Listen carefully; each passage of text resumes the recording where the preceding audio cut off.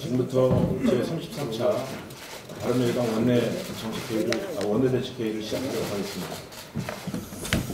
네, 33차 원내정책회의 시작하겠습니다.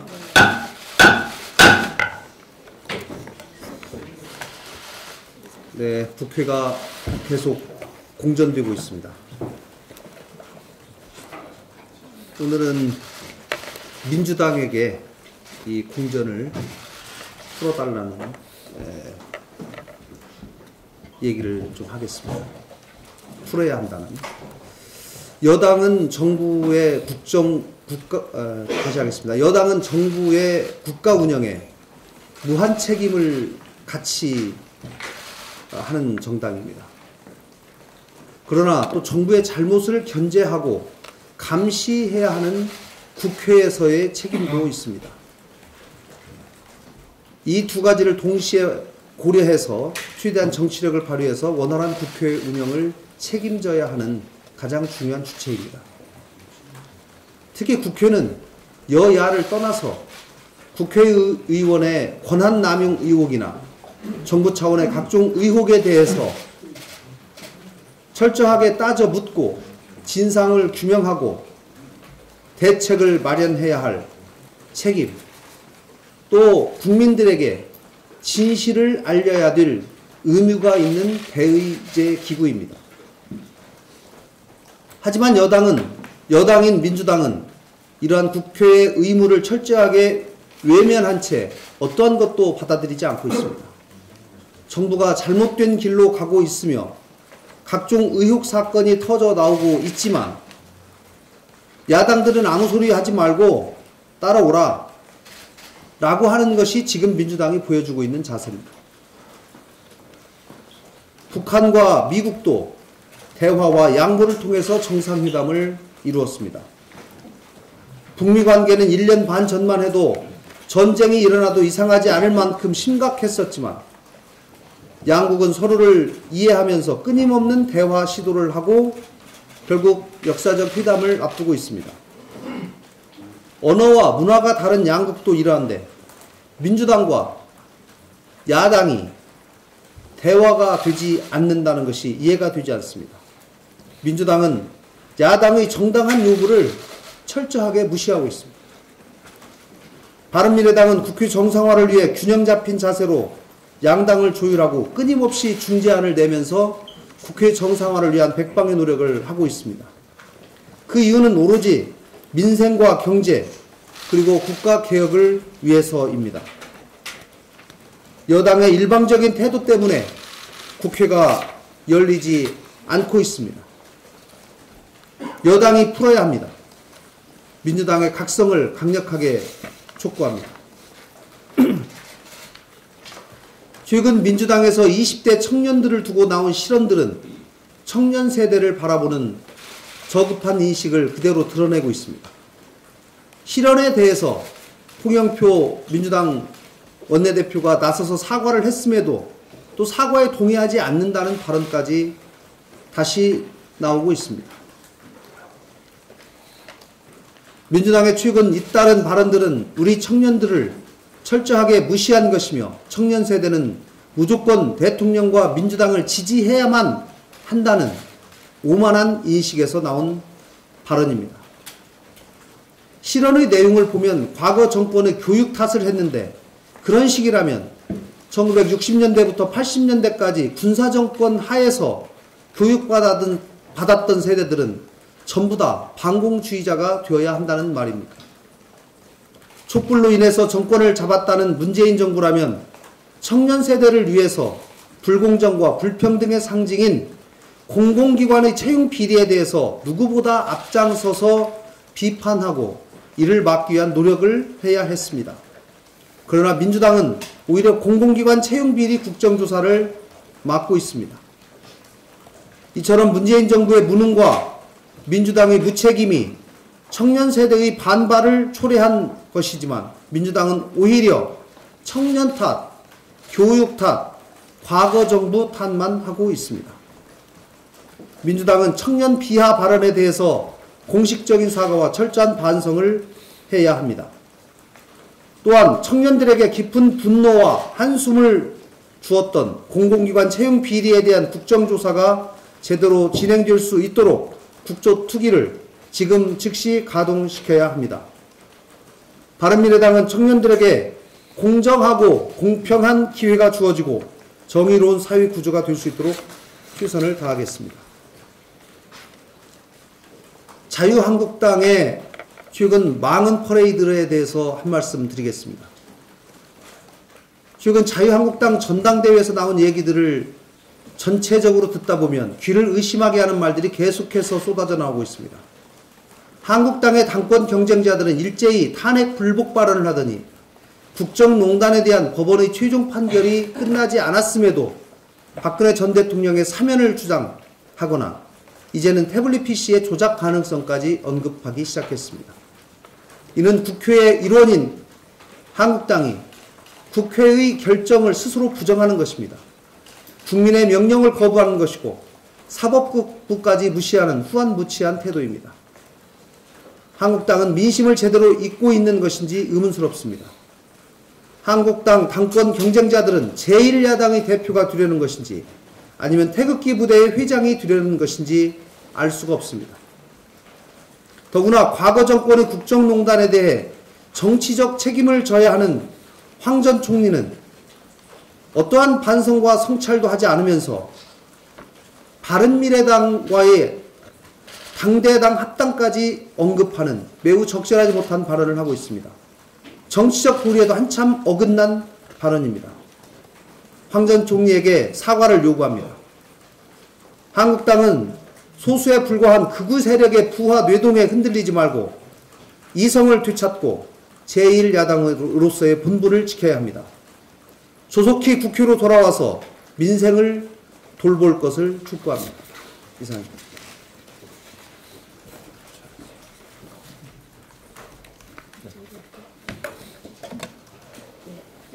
최근 몇 년간 대학 진학률, 교시 합격률 등 각종 지표에서 여성들이 두각을 나타내자 성평등 사회도 멀지 않았다는 기대가 커지고 있습니다. 하지만 어제 발표된 OECD 저임금 여성 노동자 비율 자료에 따르면 우리나라는 35.3%로 주요국 중 가장 높아서 여성 저임금 1위를 차지했습니다. 2위 국가와 6%포인트 이상 차이가 났습니다. 현 정부는 여성 장관 30% 시대, 여성 임원 배출 확대 등을 목표 및 성과로 내세우고 있지만 그 이면에는 저임금에 시달리는 수많은 여성들이 있습니다. OECD 국가 중에 남녀 임금 격차가 가장 큰 나라, 여성 고용률은 56.9%로 OECD 평균에도 미치지 못하는 나라, 여성 관리자 비율이 20.39%에 그치고 있는 나라, 이것이 대한민국 여성들이 맞이하고 있는 현실입니다. 기업 채용 과정에서 작용하는 성차별, 임신, 출산, 육아로 비롯되는 여성의 경력 단절, 승진 전보 시 여성에게 작용되는 유리천장등이 여성을 더 안 좋은 직장으로 혹은 불리한 고용 형태로 끝내는 직장 밖으로 내쫓고 있습니다. 양질의 일자리를 통하여 여성들이 겪는 경제적 불평등을 해소하지 않고서는 성평등을 실현할 수 없으며 성평등을 실현하지 못하면 사회통합도 지속 가능한 대한민국도 요원합니다. 본 의원은 2017년 성별 임금 격차 문제 해소를 위해서 동일 임금의 날 지정 선포, 성별 임금 공시 등을 골자로 하는 남녀 고용 평등법을 발의한 바 있습니다. 하지만 해당 법안은 소관 상임위에 2년 가까이 계류 중이며 국회가 공전하는 동안 제대로 된 논의조차 하지 못하고 있습니다. 이 문제는 절대로 작고 지역적인 문제가 아닙니다.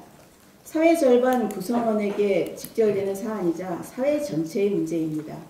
조속히 국회를 열어서 해당 법안에 대한 논의가 이루어지기를 강력히 촉구합니다.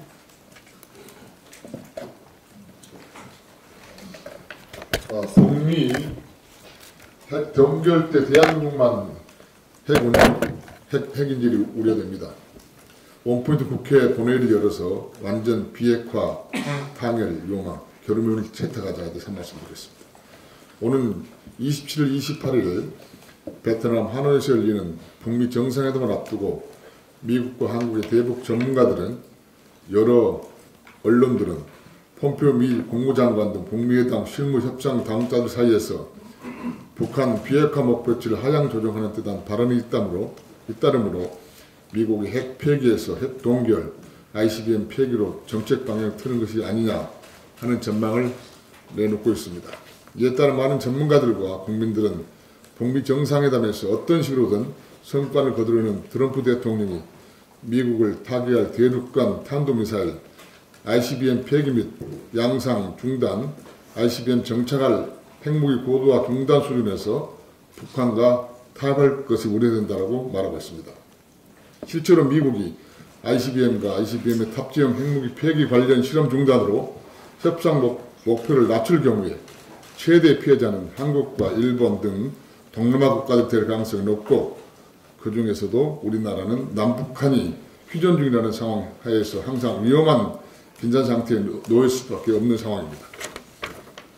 현재 북한이 보유한 탄도미사일은 1000여 기, 이 중 80기 안팎이 한국 및 일본 경양용 사거리 300에서 1000km 스커트 계열 및 사거리 1300km인 노동미사일로 추정된다고 정보당국이 밝힌 바 있습니다.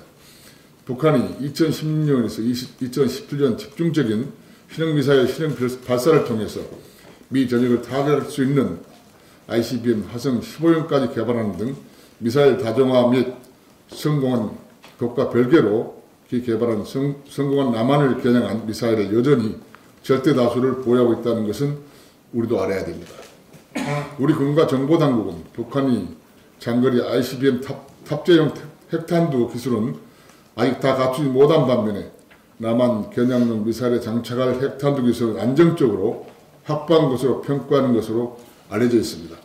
많은 국민들은 2차 북미 회담이 핵동결로 마무리될 경우에 우리나라는 북한을 확실한 핵인질이 될 수밖에 없다는 사실에 극도의 불안감을 갖고 있다는 사실입니다.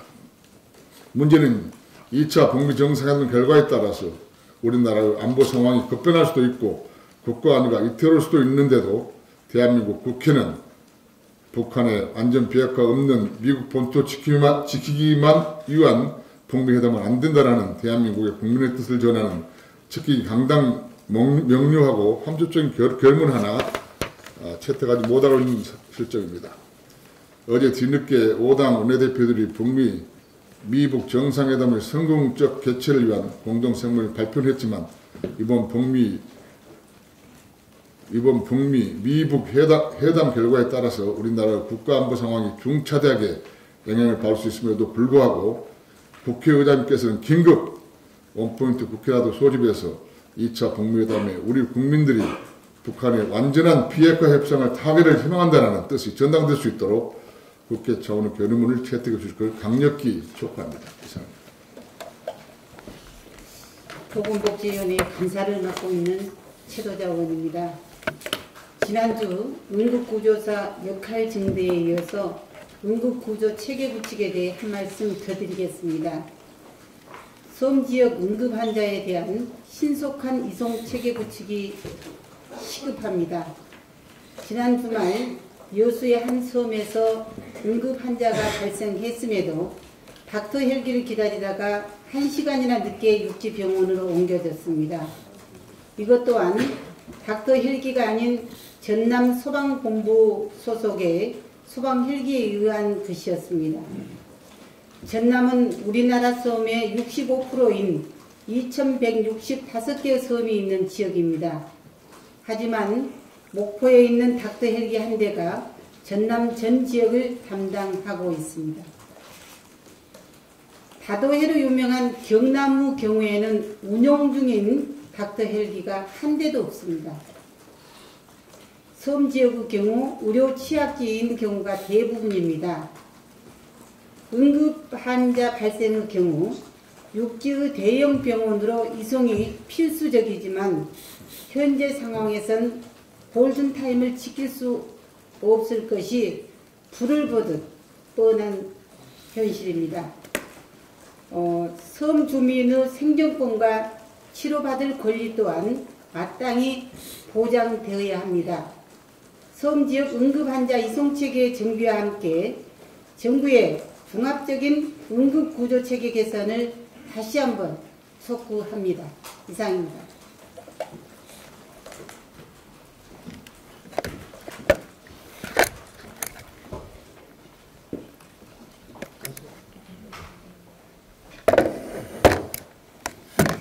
우리나라 일자리에서 공무원이나 공기업 직원 등 공공부문이 차지하는 비중이 계속 높아지고 있습니다. 경기 둔화로 민간 일자리 창출 동력이 떨어지면서 정부가 공공 일자리 확대에 주력한 결과입니다.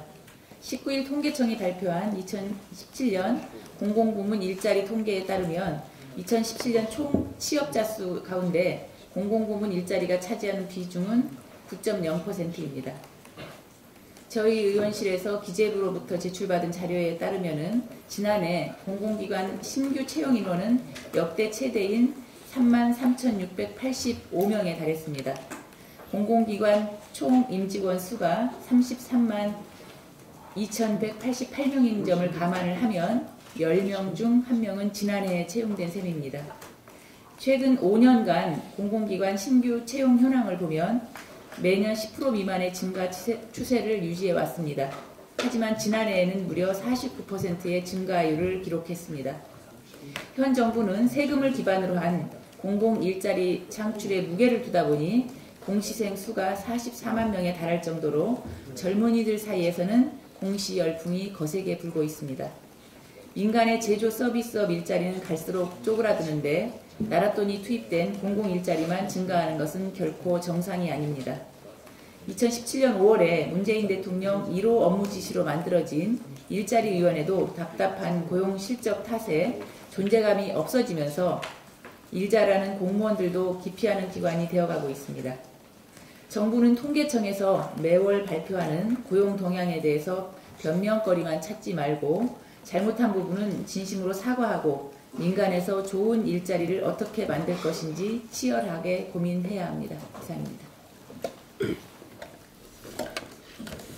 정책부대표 최입입니다. 그동안 잊혀졌던 암호화폐에 대해서 한 말씀 드리겠습니다. 암호화폐를 무분별하게 사들이는 투자 광풍과 정부의 무지한 대응 속에 1년이 지났으며 현재 결과는 해킹과 사기 암호화폐, 거래소 파산 등 소비자 피해가 심각하다는 것입니다. 암호화폐 규제가 무풍지대였기에 소비자 피해만 키워온 것입니다.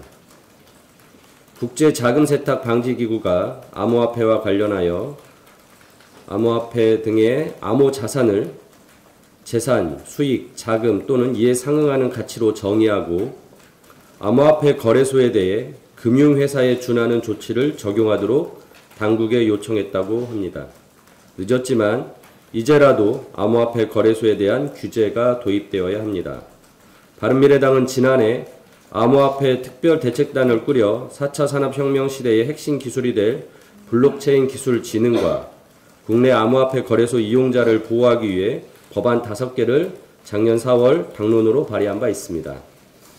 그 중에서도 제가 대표 발의한 전자상거래 등의 소비자 보호에 관한 법률은 암호화폐 거래소의 해킹 사고를 방지하기 위해 거래소에 대한 금감원, 한국인터넷진흥원과 합동조사를 실시할 수 있도록 하는 근거를 마련하고 이를 통해 거래소가 보안 수준 등 소비자 보호에 충분한 시스템을 갖추었는지 점검하며 거래소에게는 망 분리 등 고객 재산 보호를 위해 필요한 조치를 취할 의무를 부여하고 이를 이행하지 않아 사고가 발생할 경우 손해배상 책임을 지도록 하는 것이었습니다.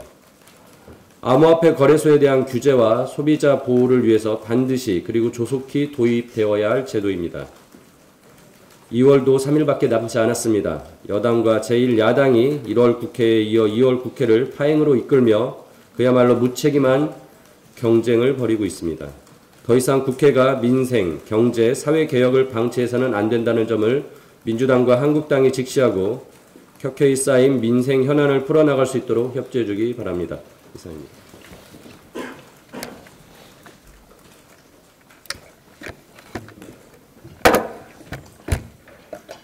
예, 교육위원회 간사 임재원입니다. 유치원 3법 관련해서 한 말씀 드리겠습니다. 어제 한유총은 국회 앞에 그 대규모 집회를 열어서 에듀파인 도입은 사립유치원에 대한 사형 선고라고 강력 반발하면서 결사항전 의지를 표명을 했고요. 이어서 그리고 한편 교육부는 3월부터 며칠 안 남았죠. 3월부터 원화 200명 이상 전국적으로 581개 유치원인데요. 그래서 대상으로 해서 에듀파인을 즉각적으로 전면적으로 도입하겠다고 공표를 한 바가 있습니다. 이렇게 되면 우리 학부모님들과 자라나는 우리 아이들만 고스란히 피해를 떠안게 됩니다. 양측의 강대강 대립과 대결로 인해서 우리 국민들만 피해를 보게 되는 것입니다.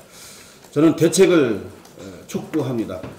첫째는 윤회 장관과 박백범 차관은 즉각 아무런 조건 없이 한유총 간부들을 만나서 대화에 임해 주시기를 강력하게 촉구합니다. 용산구 한강대로 330번지 신성빌딩 3층이 어딘지 아시죠? 한유총 사무실입니다. 즉각 조건 없이 방문해 주셔서 대화에 나서 주시기 바라고, 한유총은 우리 자라나는 아이들을 볼모로 더 이상 집단 행동 등을 자제하고 상식적이고도 건전한 대화에 응해 주시면 대단히 감사하겠습니다. 그리고 또 하나 대책이 있습니다. 본의원이 12월 27일 작년이죠. 신속처리 안건을 대표 발의했는데 지금까지 단 한 번도 국회에서 논의된 바가 없습니다. 늑장 처리 안건으로 전락이 되고 말았는데요. 거대 담합 양당의 온갖 짬짬이와 정치공학만 난무한 상태에서 이제는 정치공학적 생각을 버리고 국회 정상화에 조속히 임해서 유치원 3법이 조속히 심도 있게 논의되어 국민들의 요구에, 국민들의 원성에 보답할 수 있기를 간곡히 바랍니다. 이상입니다.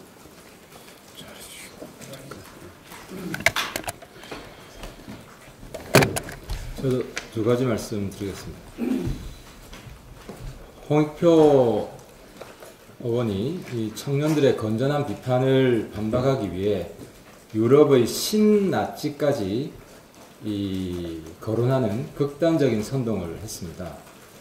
청년들의 보수화를 분석하면서 신나치까지 거론한 것은 청년들의 가슴에 대못을 박는 도저히 묵과할 수 없는 망언입니다.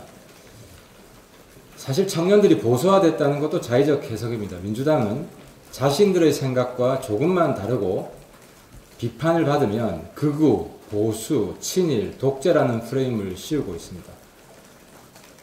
그런 기준에서 청년들 역시 보수화됐다고 주장하고 신나치까지 거론하는 궤변을 하고 있는 것입니다. 국민들이 비판하면 자신들이 뭘 잘못했는지, 어떤 정책이 잘못되었는지 되돌아보는 게 정치인들의 자세입니다. 청년들이 압도적인 지지를 보내줄 때는 가만히 있다가 조금 지지율이 하락하자 잘못된 교육을 받아 이렇게 됐다고 가르치려고 하는 것은 전형적인 꼰대입니다. 청년들을 가르치려 들지 말고 청년들의 목소리에 귀를 더 기울이시기 바랍니다. 북미 정상회담도 한 말씀 드리겠습니다. 지금 이 시간 김정은 위원장이 베트남에 도착했거나 하고 있을 겁니다. 김정은 위원장은 북한 주민들 잘 살게 해주겠다는 것 딱 이 하나만 보고 과감하고 선제적인 비핵화 조치 결단을 해주십시오. 이번 북미 정상회담 앞두고 기대와 우려가 교차하고 있습니다. 또 사기극 아니냐, 시간 끌기에 불과하다는 지적도 많습니다. 그동안 북한이 해온 행동을 보면 그렇게 생각할 수도 있습니다. 하지만 저는 비판은 회담 결과를 보고 하고 오늘만큼은 기대감을 나타내고 싶습니다. 김정은 위원장이 과감한 비핵화 조치를 내어놓아야 합니다.